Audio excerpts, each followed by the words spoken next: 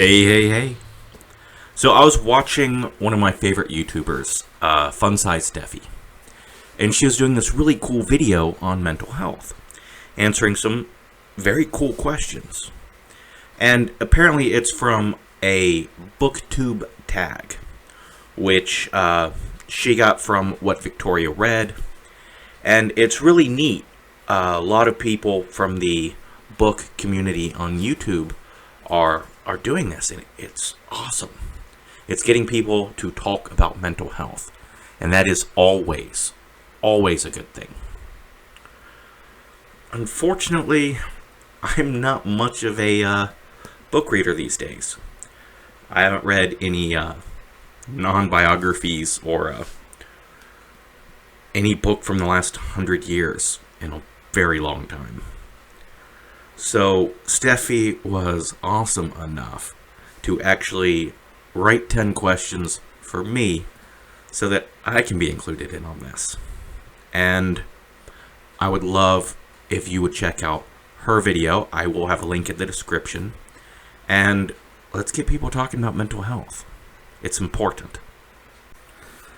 Alright, so I'm going to answer these 10 mental health questions. And I'm going to warn you, I am long-winded, so this may take a while. Alright, number 1. How has your mental health affected your personal and work life? My personal life, I'm more distant. I don't go out. I don't socialize as much. I'm working on it.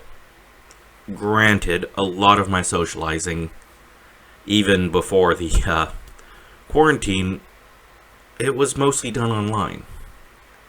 But that is a step forward. Work life. I already have physical issues that get in the way. Being a cripple and my neck problems and back issues. So, any difficulties that mental health would cause are minimal compared to my physical difficulties. Alright, number 2. What's your opinion on the media's portrayal of mental health issues? Generally, I think it depends on what narrative they're trying to push. It seems as though a lot of times mental health is used as a red flag, a way of tearing someone down.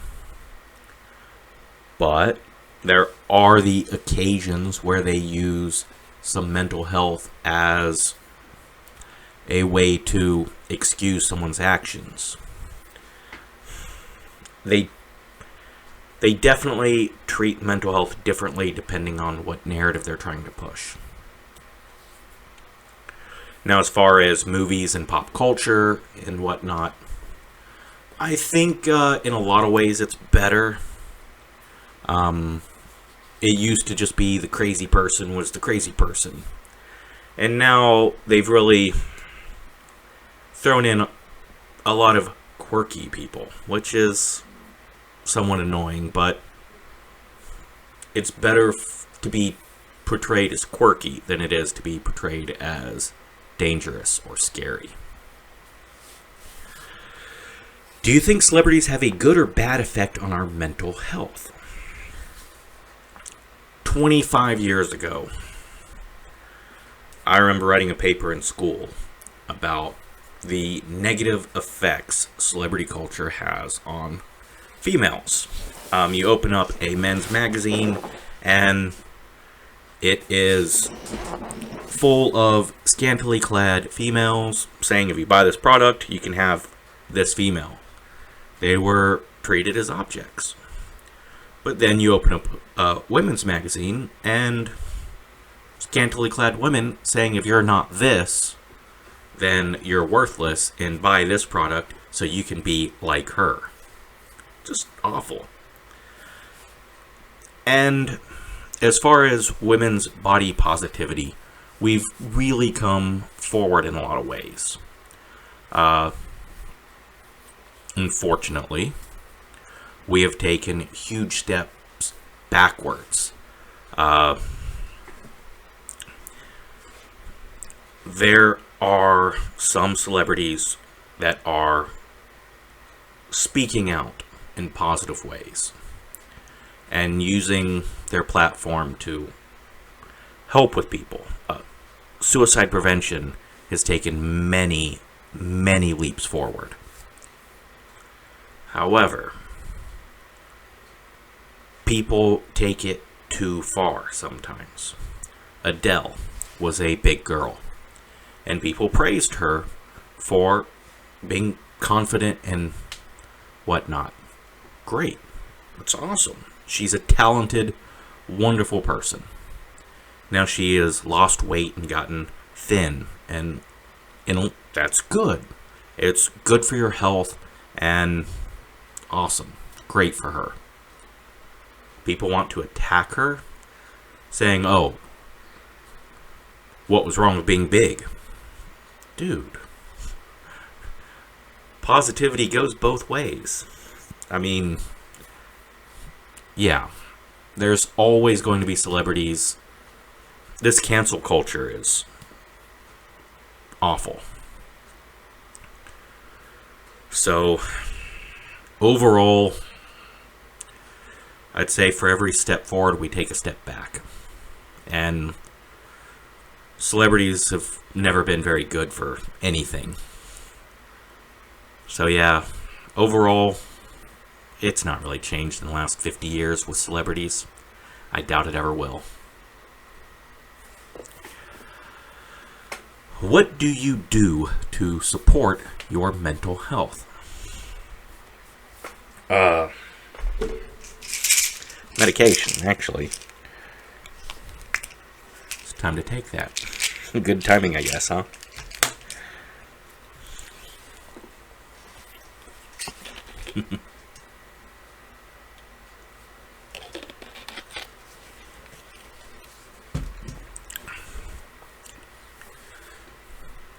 I have found that doing stuff, and how vague could that be?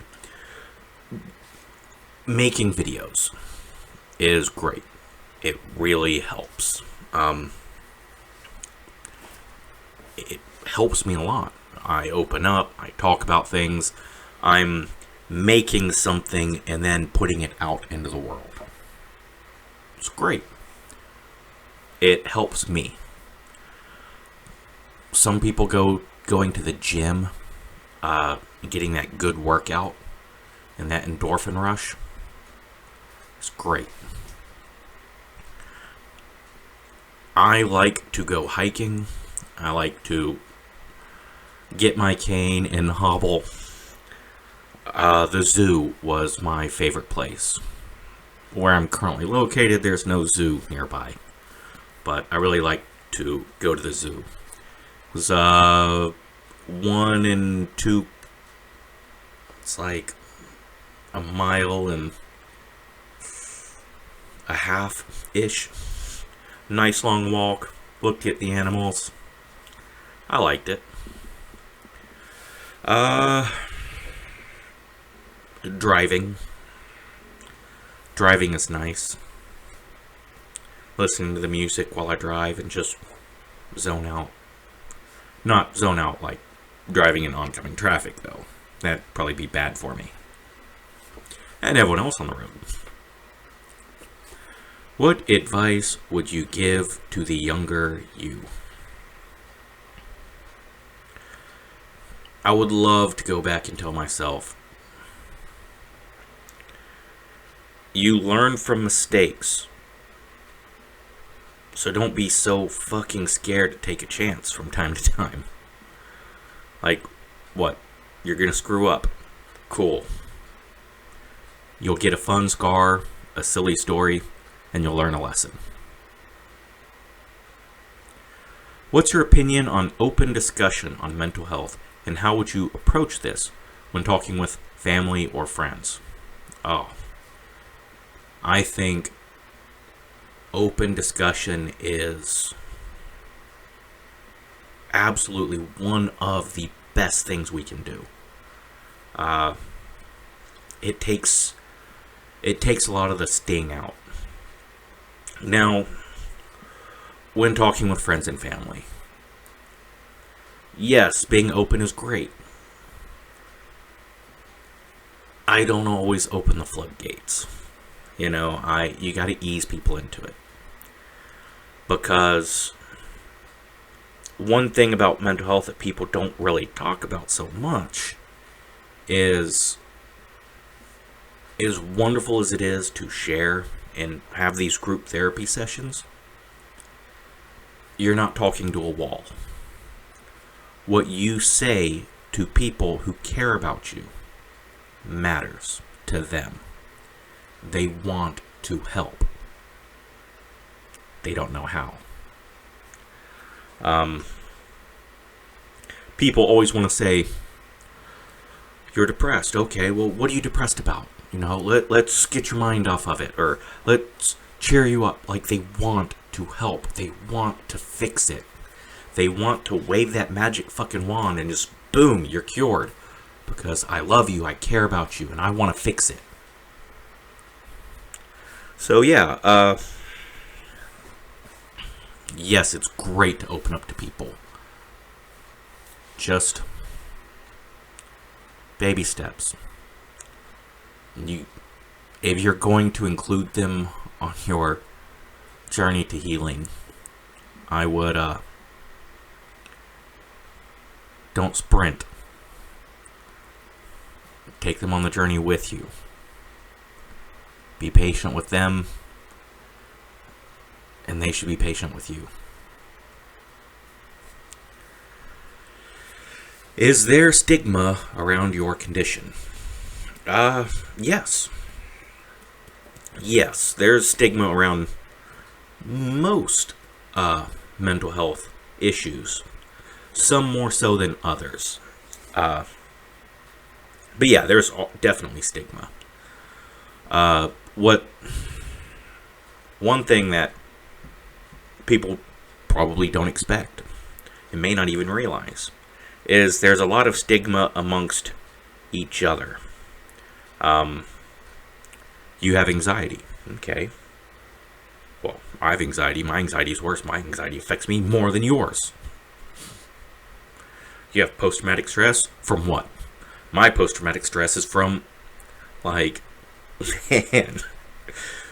we do it to each other. We may not say it, but a lot of us think it. Oh, you have an eating disorder. Well, you know what?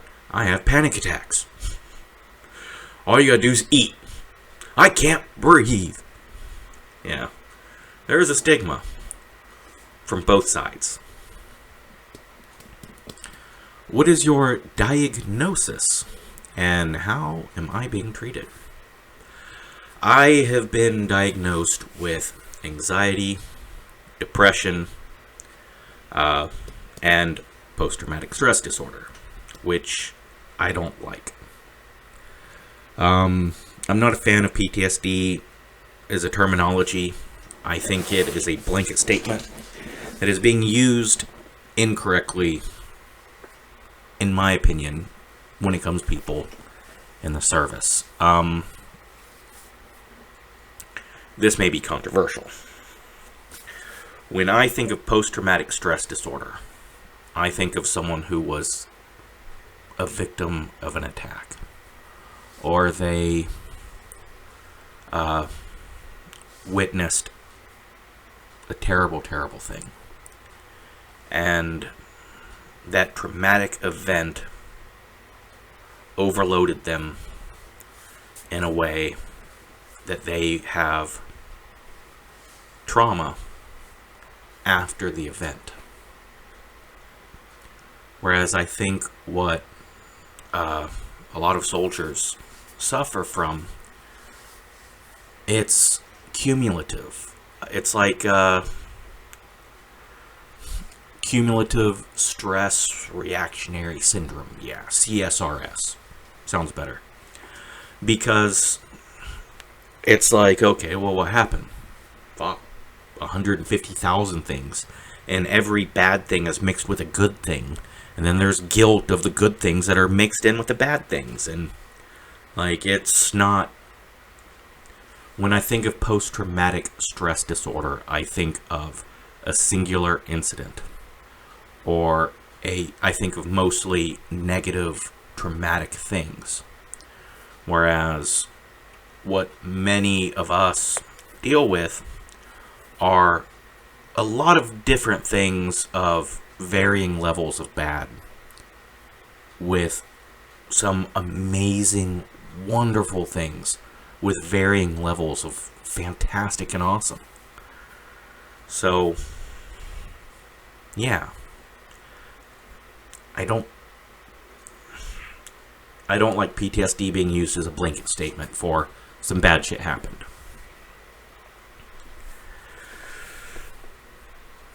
So I am being treated with medication, and I was doing therapy, one-on-one, and I was doing some group therapy, which, to be honest, group therapy was really just a group of older veterans complaining about how much they hate something and just doing stuff together. You know, whether it was getting together on Wednesdays and playing poker, it was just being around other people and feeling normal.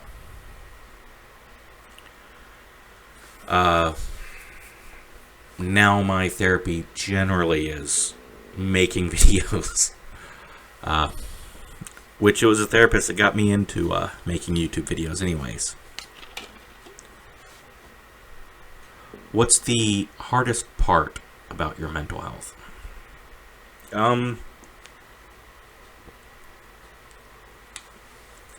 Embarrassing. It's embarrassing. You feel weak. You feel broken. You feel as though there's something wrong with you. And yeah, it is embarrassing and it's hurtful because there's some truth to it. You do have a vulnerability, and yeah, it sucks. But I think admitting that and having a little humility is an important part of my process. Are there any false assumptions you want to debunk? So many. Oh, so many. I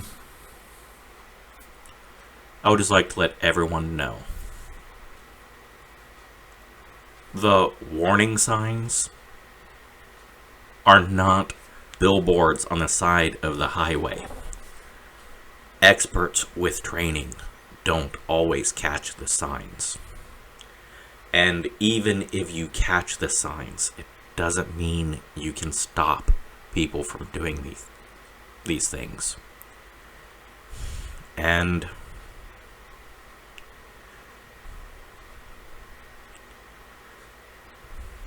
not everything... You can't always help someone. But just being there and letting them know that you care, even though you're completely useless in the situation, is very useful. And sometimes that makes all the difference in the world.